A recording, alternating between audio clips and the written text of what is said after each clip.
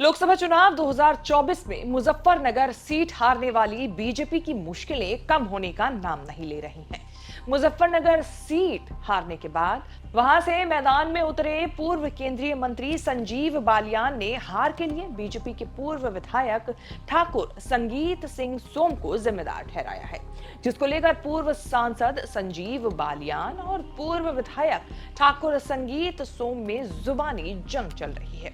तो वहीं दूसरी तरफ संगीत सोम ने एनडीए गठबंधन में शामिल हुई आरएलडी पर टिप्पणी करते हुए सियासी पारा चढ़ा दिया है, जिसे लेकर अब कहा जा रहा है कि सरकार बनने के बाद एनडीए अंदरूनी कलह से जूझ रही है। अब क्या है ये पूरा मामला, बताएंगे सब इस रिपोर्ट में। नमस्कार, मैं हूं कीर्ति और आप देख रहे हैं न्यूज़ तक। लोकसभा चुनाव 2024 में बीजेपी को उत्तर प्रदेश में अच्छा खासा नुकसान हुआ। बीजेपी ने 80 में से सिर्फ 35 सीटें जीती। मुजफ्फरनगर में भी पार्टी को हार का सामना करना पड़ा। पूर्व केंद्रीय मंत्री संजीव बालियान यहां से चुनाव हार गए।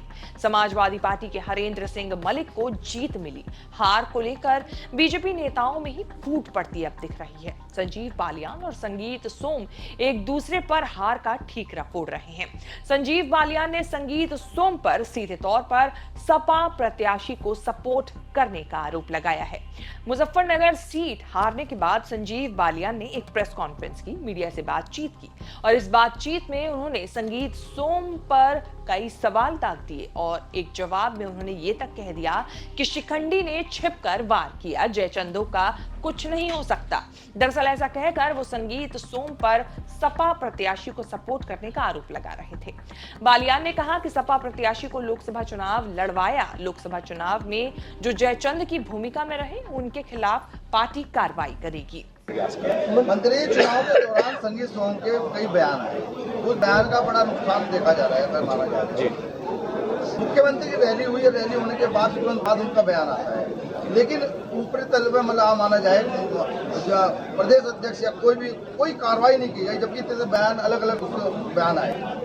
हाँ, मैं उम्मीद करता हूँ कि कार्रवाई होनी चाहिए थी और आगे भी उम्मीद रखूंगा अपनी पार्टी से कि जो बिल्कुल खुले तौर पर जिन्हें समाजवादी पार्टी का चुनाव लड़ा और यहाँ बड़ी पोजीशन लिए हुए हैं और सरकारी सुविधाएं भी ले रहे हैं, तो कृपया करके पार्टी, मेरा निवेदन रहेगा, पार्टी इस पर शायद ध्यान देगी और कार्रवाई नहीं।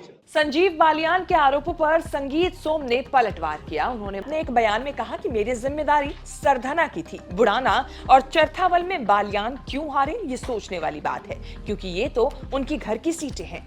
इसी के साथ संगीत सोम ने यह भी कहा कि आरएलडी यानी कि राष्ट्रीय लोकदल के बीजेपी के साथ आने से उन्हें कोई फायदा नहीं हुआ और जो सीटें वो जीत रहे थे वो भी हार गए। अब इस बयान के बाद सियासी पारा लगातार चढ़ रहा है। मेरे माँ बाप ने मुझे ऐसे संस्कार नहीं दिए कि मैं किसी के खिलाफ इस तरीके के अनर्गल बात करूं, किसी को शिखंडी कहूं, किसी को विभीषण कहूं। मैं केवल इतना कहना चाहता हूं कि मेरे माँ बाप ने मुझे ऐसे संस्कार दिए हैं कि मैं किसी के बारे में खराब शब्द ना बोलूं।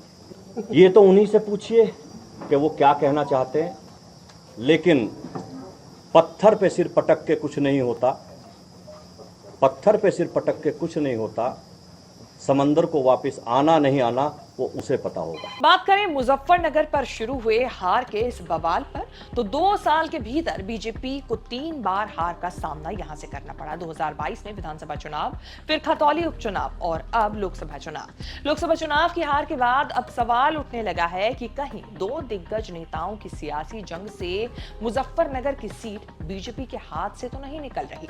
हार के बावजूद उठापटक जारी है। संजीव बालियान ने हार का ठीकरा संगीत सोम पर फोड़ा तो संगीत सोम ने बालियान के आरोपों का जवाब दिया और कहा कि संजीव बालियान अपने घर में क्यों हारे। इस तरीके से कहा जा सकता है कि फिलहाल एनडीए मुजफ्फरनगर सीट को लेकर अपने ही पार्टी के बीच, अपने ही गठबंधन के बीच कलह का सामना कर रही है। अब इस पूरे मामले को लेकर कहा जा सकता है कि एनडीए मुजफ्फरनगर सीट को लेकर और इन 2 नेताओं के साथ तीसरे नेताओं की एंट्री के साथ, यानी कि आरएलडी पार्टी की जो एंट्री हुई है उसके साथ अंदरूनी कलह का सामना कर रही है। आपकी इस वीडियो को लेकर क्या राय है, कमेंट करके जरूर बताएं। इस तरह की खबरें आगे भी देखने के लिए बने रहें न्यूज़ तक के साथ।